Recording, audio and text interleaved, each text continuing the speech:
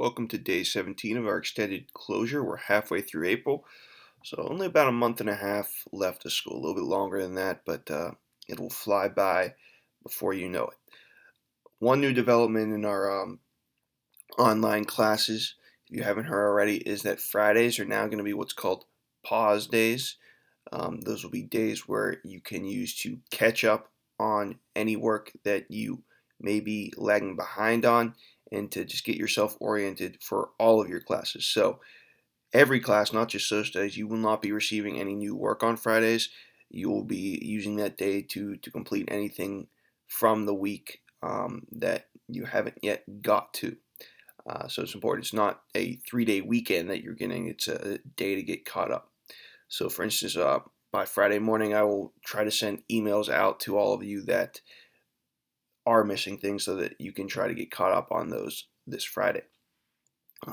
So that's all that's changing on Friday. You won't be getting any new work, but your teachers will still be having office hours. You'll still be able to reach out to them and talk to them. Might be a very good day to do something like that since they aren't working on getting things done for their classes as well. They're just there for you to communicate with. So today we are going to learn a little bit more about Jackson, also about the political parties, and then we have a couple assignments. One that you'll do today, another one that I'm just going to kind of explain. You're going to use all of tomorrow to do, and then you can have Friday to do it as well too now. So I'm going to go into a little review of political parties and then introduce the new parties that I mentioned yesterday, the Democrats and the Whigs, who are going to dominate American politics up until the Civil War. After I do that, a good overview of everything we've talked about the last 3 days. Watch this crash course in Andrew Jackson. It says Action Jackson there, huh? Andrew Jackson. John Green will sum up everything, not just about Jackson, but he also mentions some of the stuff I'm going to cover today. But I want you to review the PowerPoint that I put up. I'm not going to go through it the way I have in the videos, but I do want you to read the slides because there's a lot of information there that you need to know just to know about the party platforms of the Democrats and Whigs. When you're done with that and with watching the video, then you're going to do a quick write today, answering the question, should Jackson be on the $20 bill? It's your opinion, but back it up with solid reasoning about what you know about Andrew Jackson's presidency and whether you think he deserves to be on a bill like Washington or Abraham Lincoln or Thomas Jefferson or Ben Franklin are. So there is debate there that goes on today, and I want you guys to be part of that too. The last thing I'll do quickly is explain the assignment for tomorrow, but the directions will be posted up here. They'll be posted in tomorrow's folder as well, so you can take a look at that then too. All right, let's go into the PowerPoint very quickly, and I'll just breeze through it, and then you'll get going on your own. So again, you're going to want to look at this more in depth on your own, but we want to talk about the second party system, which lasted for almost 30 years. The Democrats and the Whigs replacing the previous party system of the Democratic Republicans and the Federalists.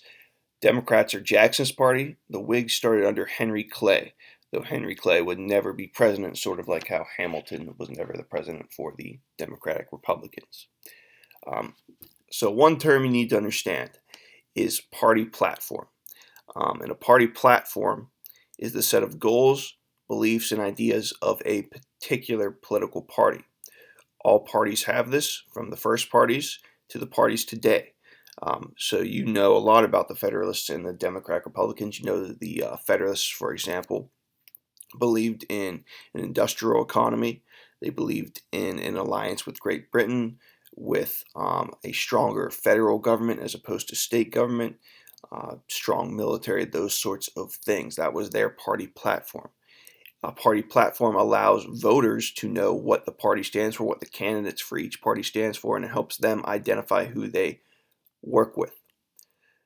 So this is important because in the era of rising tensions that will lead up to the Civil War in the area of sectionalism, people need to know what party they are going to support and the parties need to take stances on these tough issues. So it kind of divides the country. A lot of people look at the country today and say, "Oh, the parties are dividing them," and that was true back then too. Um, and it did lead to a civil war. In part, this contributed to it. It wasn't the main issue, but it did relate to the ideas of sexualism and even slavery. So you can look through, and I'm not going to go through all of these, but you should definitely look through the PowerPoint that we posted on the page for today, to see what their party platforms are, what these people believed in, and then go to the next two slides as well and see a brief description of each of these parties. I'll just go through who these guys I have on the side are, because these are the presidents of the Democrats from their founding up until the Civil War. Now, the Democrats were more often in the White House than the Whigs in this era, and they are the party that survives past the Civil War as well. Talked about how Andrew Jackson really started the Democratic Party, him and his vice president, Martin Van Buren, who would succeed him. You've already learned about James K. Polk a little bit too, because he is the president we associate most with Manifest Destiny, and he led the Americans through the Mexican War. Two more presidents were Democrats in the 1850s. That was Franklin Pierce and James Buchanan. They were notable basically because they didn't do too much to stop the rising tensions that led to the Civil War. All of these presidents, except for Jackson, only served one term, which means they only were elected once and served for 4 years. Of them, though, only Martin Van Buren actually sought re-election. The other guys either retired or were forced out by their parties. The Whigs, the four presidents that served as Whigs, they were in power much less. Actually, in total, all four of these guys only served for 8 years, which means only 2 terms. The two people actually elected president were William Henry Harrison and Zachary Taylor. John Tyler and Millard Fillmore only became president because these two guys died in office. William Henry Harrison was the first president to die in office. He was an old man. Both he and Taylor were war heroes. Harrison, who was elected in 1840, was a hero of the War of 1812, so that was almost 3 decades earlier. And he died within 30 days of becoming president. Very little time in office. Zachary Taylor, also a war hero, this time from the Mexican War. He became president right after the Mexican War ended, but he still too got sick and died in office. So the Whigs are the less successful of the two parties before the war. Read their descriptions. This one has a couple actually errors in it, but it gives you a general gist of them. Read their descriptions and read the differences between their party platforms. Try to familiarize yourselves with that. A couple other parties did exist in the 1800s, smaller parties that didn't really amount to anything. The American Know Nothing Party, their main thing was that they were anti-immigrant, but they didn't want to say that out loud. So when anyone asked them, what does the American Party stand for? They said, I know nothing. So they didn't ever achieve anything, really.